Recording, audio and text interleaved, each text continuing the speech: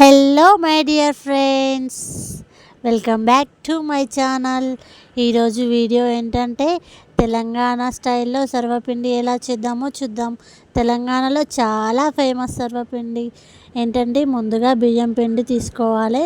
ఒక బౌల్లోకి బియ్యం పిండి తీసుకొని ఆ తర్వాత జీలకర్ర, ఆవాలు, కారం, ఉప్పు వేసుకున్న తర్వాతకి నువ్వులు, అల్లం పేస్ట్ వేసుకున్నాను. నేను అన్నీ వేసుకున్నాను. ఆ తర్వాత పల్లీలు, నువ్వులు వేసుకోవాలి, పల్లీలు వేసుకోవాలి. ఎందుకంటే సర్వపిండి చాలా టేస్ట్ ఉంటుంది. నువ్వులు పల్లీలు వేసుకుంటేనే సర్వపిండి టేస్ట్ ఉంటుంది. ఆ తర్వాత సాల్ట్ వేసుకున్నాను. ఆ తర్వాత కరివేపాకు కూడా కొంచెం ఎక్కువనే వేసుకున్నాను. తర్వాత మిక్స్ చేసుకున్నాను. ఆ తర్వాత కట్ చేసి పెట్టుకున్న ఆనియన్స్ వేసుకున్నాను. ఆనియన్స్ కూడా ఎక్కువనే వేసుకున్నాను.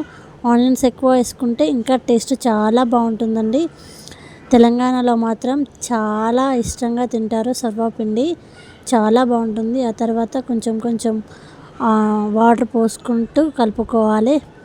వాటర్ పోసుకుంటూ పిండి మెత్తగా పిసుక్కోవాలి.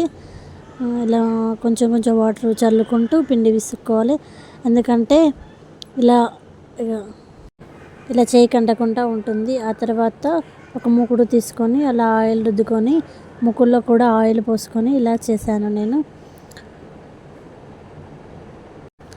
ఇలా మూకుల్లో వేసుకొని ఇలా ఒత్తుకోవాలి.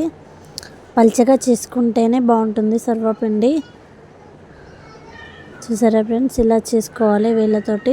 వేళ్ళతోటి ఇలా ఒత్తుకోవాలి.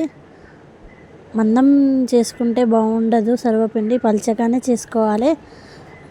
మా పిల్లలు కానీ మా ఆయన కానీ చాలా ఇష్టం. మా వారికి అయితే ఇంకా చాలా ఇష్టం సర్వపిండి అంటే.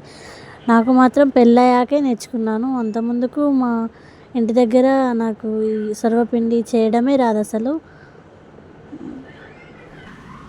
అత్తయ్య వాళ్ళ ఇంటికి వచ్చాక అత్తమ్మ నేర్పించింది. ఇలా హోల్స్ పెట్టుకోవాలి. ఇలా హోల్స్ పెట్టుకున్న తర్వాతకి ఆయిల్ పోసుకుంటే కొంచెం మాడిపోదన్నమాట. ఇట్లా స్టవ్ వెలిగించి ఆ తర్వాత ఇట్లా మూత పెట్టుకోవాలి. ఒక 10 minutes అలా ఉంచుకొని మూత పెట్టుకొని ఉంచుకోవాలి.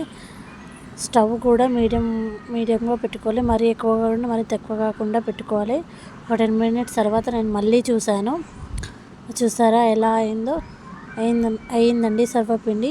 ఇలా మొత్తం ఇలా ఊసిపోకుండా ఇలా కొంచెం ఇలా మరలేసుకొని తర్వాత వెనక సైడ్ కూడా కొంచెం లైట్గా కాల్చుకున్న తర్వాతకి స్టవ్ ఆఫ్ చేసుకొని ఒక 10 నిమిషాలు అలానే ఉంచి ఆ తర్వాత తీసుకొని ప్లేట్లు వేసుకోవడమే, అంతే. వేడి సర్వపిండి రెడీ. Please subscribe.